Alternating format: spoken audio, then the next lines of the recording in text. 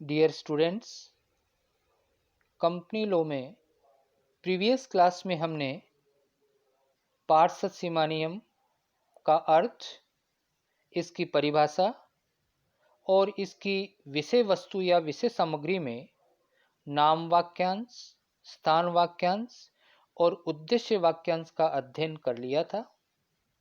और आज की क्लास में हम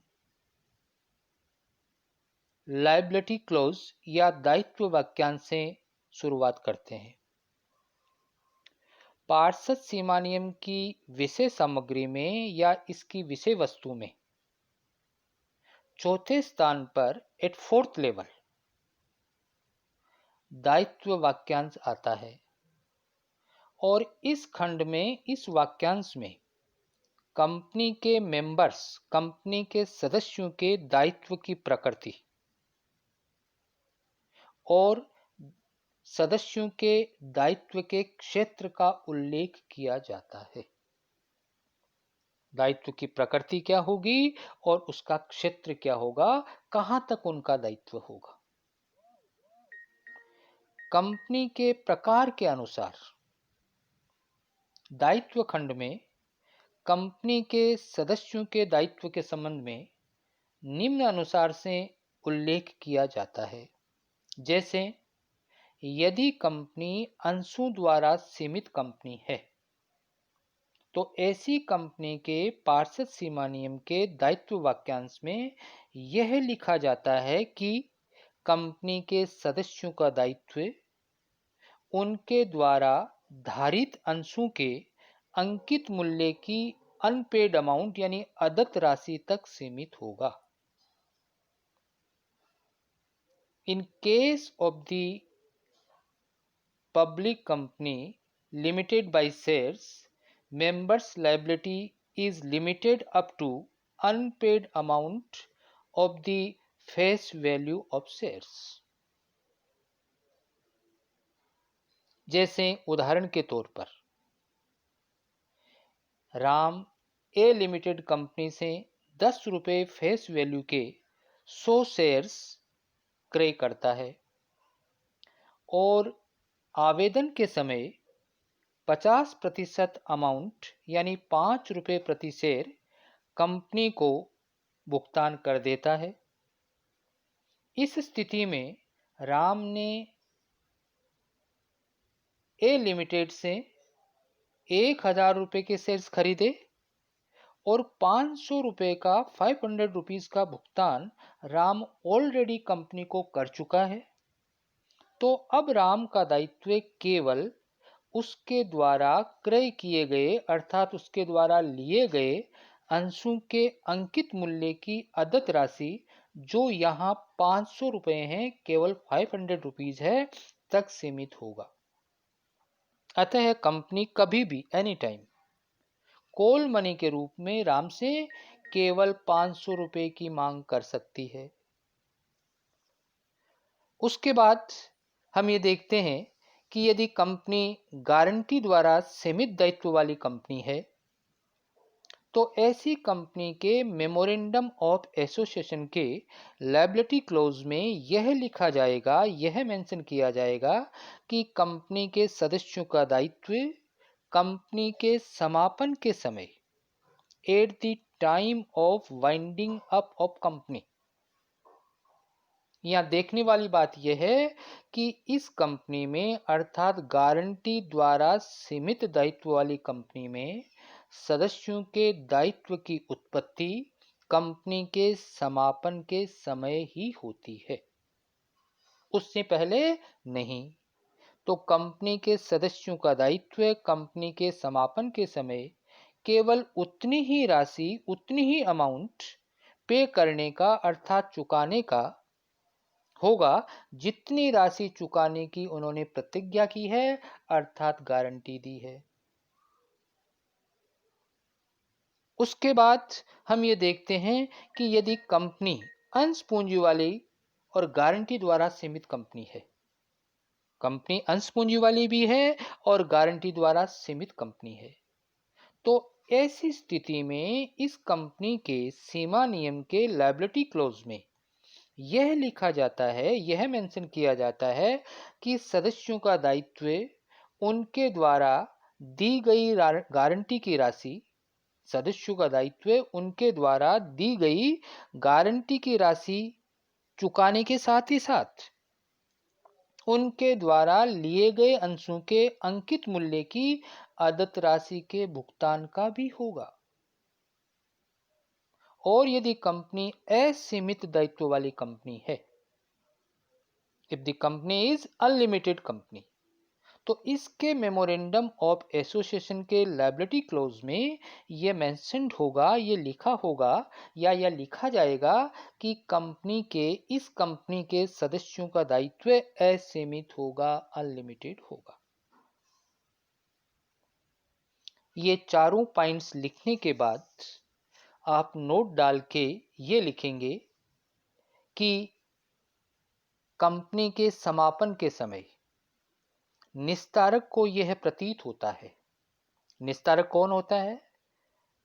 जब कंपनी समापन के प्रोसेस में आ जाती है तो कंपनी बोर्ड ऑफ डायरेक्टर्स के हाथों से निकलकर जिस व्यक्ति के हाथ में आती है वह व्यक्ति लिक्विडेटर या निस्तारक कहलाता है।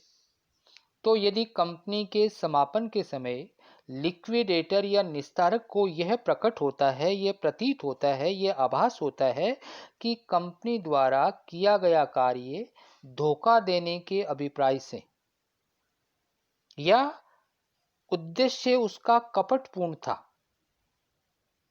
या कपटपूर्ण उद्देश्य के लिए किया गया है, तो उसके आवेदन करने पर, किसके आवेदन करने पर?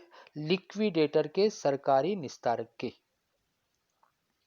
आवेदन करने पर नेशनल कंपनी लॉ ट्रिब्यूनल, राष्ट्रीय कंपनी लॉ ट्रिब्यूनल यदि उचित समझे तो यह घोषणा कर सकता है कि कपट के लिए दोषी प्रत्येक व्यक्ति, चाहे वो कंपनी का सदस्य है, चाहे वो डायरेक्टर्स हैं और चाहे वो मैनेजिंग डायरेक्टर्स है, इन सब का कंपनी के ऋणों एवं उत्तरदायित्वों के लिए असीमित रूप से उत्तरदायित्व होगा। अर्थात ये जितने भी सदस्य हैं, संचालक है या प्रबंध संचालक है, कंपनी के ऋण एवं उत्तरदायित्वों के लिए असीमित रूप से उत्तरदायी होंगे। इसके बाद सीमा नियम का अगला खंड या अगला वाक्यांश हम लेते हैं, कैपिटल क्लोज, पूंजी वाक्यांश।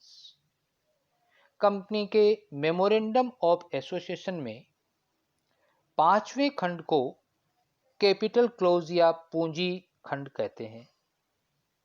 और इस खंड में, इस क्लोज में, इस वाक्यांश में कंपनी की पूंजी की उस राशि का उल्लेख किया जाता है जिससे उस कंपनी को रजिस्टर्ड कराया जाएगा। यह कंपनी की अधिकृत पूंजी, यह कंपनी की ऑथोराइज्ड कैपिटल की अधिकतम राशि होती है। और कंपनी के सीमा नियम के इस खंड में अधिकृत पूंजी को एक निश्चित राशि के अंशों में विभाजित करके भी लिखा जाता है। यह कंपनी की अधिकतम पूंजी होती है जो समता एवं पूर्वाधिकार, इक्विटी एवं प्रेफरेंस शेयर्स, दोनों ही प्रकार के अंशों में विभाजित हो सकती है। और पूंजी खंड में नोट डाल के आपको यह भी मेंशन करना होगा कि यदि कंपनी बिना अंश पूंजी वाली है, if the company is without share capital, तो ऐसी कंपनी को अपने पार्षद सीमा नियम में इस वाक्यांश को अर्थात कैपिटल क्लोज को बनाने की, अर्थात लिखने की कोई आवश्यकता नहीं होती है। नेक्स्ट क्लोज हम लेते हैं अभिदाता खंड या संघीय या हस्ताक्षर वाक्य, सब्सक्राइबर और एसोसिएशन और सिग्नेचर क्लॉज। कंपनी के पार्षद सीमा नियम का यह अंतिम वाक्य है, अंतिम खंड है, जिसके अंतर्गत कंपनी के सब्सक्राइबर्स या अभिदाताओं, जिनको फाउंडर मेंबर्स भी कहते हैं, संस्थापक सदस्य भी कहते हैं, उनका विवरण होता है।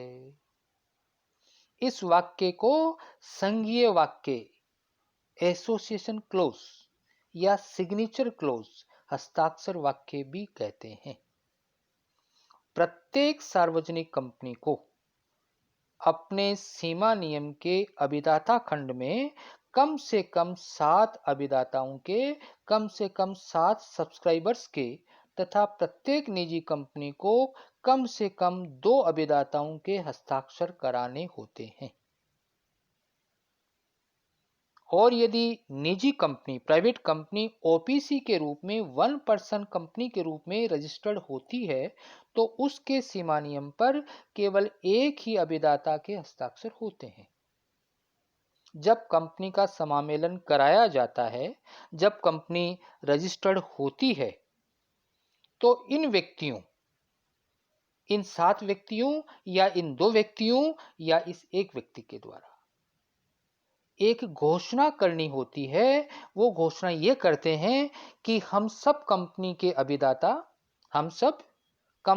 अभिदाता जिनके नाम, जिनके पते और जिनका विवरण नीचे दिया गया है, सीमा नियम में वर्णित उद्देश्यों के लिए, सीमा नियम में लिखे गए उद्देश्यों के लिए कंपनी का निर्माण करने में इंटरेस्टेड हैं तथा अपने नाम के सामने अंकित अंशों को लेने के लिए तैयार है।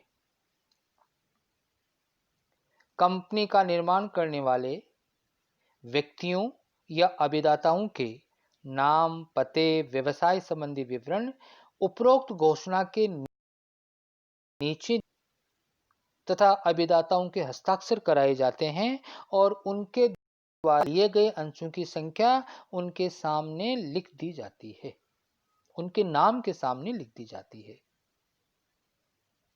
इसमें यह भी आपको मेंशन करना है कि प्रत्येक अभिदाता के हस्ताक्षर को प्रमाणित करवाना होता है। प्रत्येक अभिदाता के हस्ताक्षर का प्रमाणन किसी साक्षी से करवाना होता है।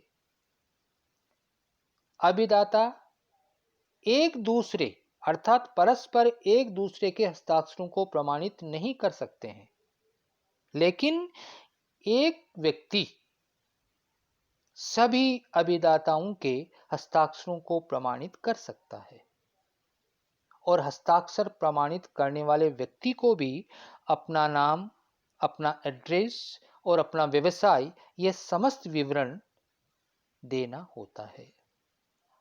और संघीय वाक्यांश में, अभिदाता वाक्यांश में लास्ट में नोट डाल के आपको यह लिखना है कि 1 पर्सन कंपनी की दशा में, ओपीसी की दशा में अभिदाता खंड में यह लिखा जाएगा कि वह कंपनी के संपूर्ण अंशों के अभिदान का वचन देता है। और पार्षद सीमा नियम का अंतिम वाक्य आता है नामखंड। मैंने आपको स्टार्टिंग में बताया था, जब पार्षद सीमा नियम का टॉपिक शुरू किया था, कि ओपीसी 1 पर्सन कंपनी को छोड़कर बाकी सभी कंपनीज में केवल 6 वाक्यांश ही होते हैं। नामांकन खंड या नामांकन वाक्यांश केवल ओपीसी कंपनी के लिए होता है। तो लास्ट खंड या लास्ट वाक्यांश नामांकन खंड है, जो केवल ओपीसी कंपनी के लिए बनाया जाता है। तो केवल ओपीसी या 1 पर्सन कंपनी, एक व्यक्ति की कंपनी होने की स्थिति में ही सीमा नियम के नामांकन खंड का उल्लेख होता है। अर्थात इस कंपनी के सीमा नियम में ही नामांकन खंड होता है और इस खंड में, इस वाक्य में उस व्यक्ति का नाम लिखा जाता है जो अभिदाता की मृत्यु होने पर या अनुबंध करने की क्षमता की समाप्ति की दशा में उस कंपनी का सदस्य होगा। ऐसा नाम उस व्यक्ति की लिखित सहमति लेने के बाद ही लिखा जाता है। और इसके साथ ही आपका यह टॉपिक पार्षद सीमा नियम क्या है, इसकी विषय सामग्री में क्या क्या शामिल होता है, अर्थात प्रश्न पार्षद सीमा नियम को परिभाषित कीजिए और इसकी विषय वस्तु या विषय सामग्री का वर्णन कीजिए, आज समाप्त होता है। अगली क्लास में हम नेक्स्ट टॉपिक पार्षद अंतर्नियम पढ़ेंगे। थैंक यू, धन्यवाद।